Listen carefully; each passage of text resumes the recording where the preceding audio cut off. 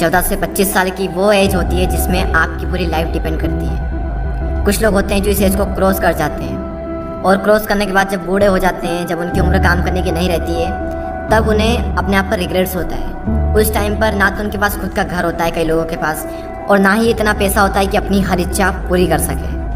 तब उन्हें अपने आप पर पछतावा होता है कि काश उस टाइम पर मैंने ये किया होता, काश वो किया होता, काश ऐसा करा होता। खैर, उस एज में पछतावा करने के सिवाय हम कुछ कर नहीं सकते, लेकिन इस एज में हम बहुत कुछ कर सकते हैं। अगर हमने समझ लिया कि यही वो टाइम है जो हमारी लाइफ को डिफाइन करता है कि आने वाले लाइफ में खुशियाँ होगी या दुख होंगे, हम आने वाली लाइफ में अमीर होंगे या फिर गरीब होंगे। वैसे इस वीडियो में मैंने 5 ऐसे पॉइंट्स को कवर किया है जिनको अगर आप इस एज में सीख लें, समझ लें, तो काफ़ी कुछ अच्छा हो सकता है आपकी आने वाली लाइफ में। तो चलिए मैं आपको उन पॉइंट्स को बता देता हूँ कि वो पॉइंट्स क्या हैं। So the number 1 point is follow your own path not other, यानी कि अपने खुद के बनाए हुए रास्ते को फॉलो करें, ना कि दूसरों के बनाए हुए रास्ते को। ये जो एज होती है 14 से 25 साल की, ये गोल्डन टाइम होता है।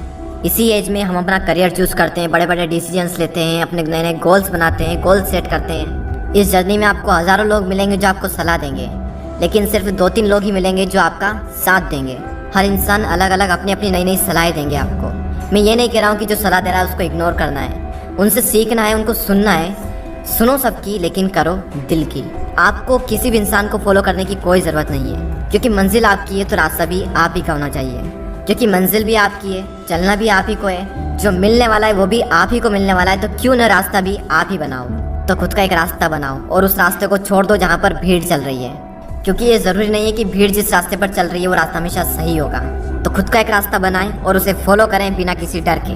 सेकेंड पॉइंट जो आपको याद रखना है वो है फालतू चीज़ों के बारे में ज़्यादा ना सोचें। Don't think too much about useless things.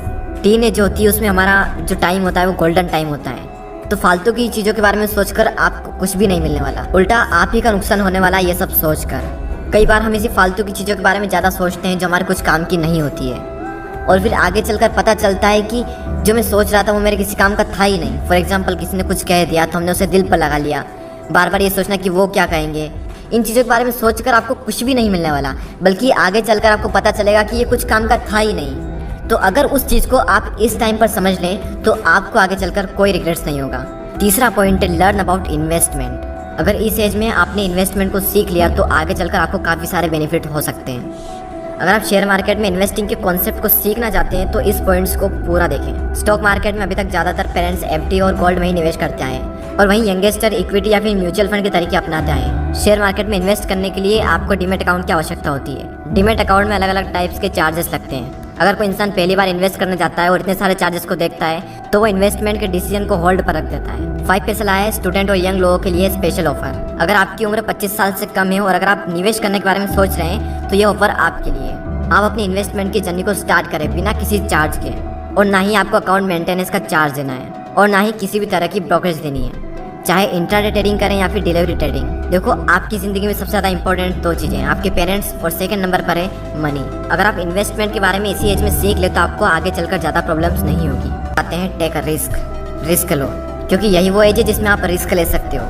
क्योंकि आगे चलकर तो रिस्क लेने में भी रिस्क है, क्योंकि आने वाली लाइफ में पूरी फैमिली की रिस्पॉन्सिबिलिटी आपके ऊपर आने वाली है। उस टाइम पर आपके मन में डर रहेगा कि रिस्क लूं या फिर ना लूं, और मैक्सिमम लोग अपनी फैमिली के बारे में सोचकर रिस्क नहीं लेते हैं, और जहां पर हैं जो वो कर रहे हैं उसी को कर कर अपनी पूरी लाइफ बिता देते हैं। लेकिन आपके पास मौका है, रिस्क लो और कुछ ऐसा करो कि दुनिया दीवानी हो जाए।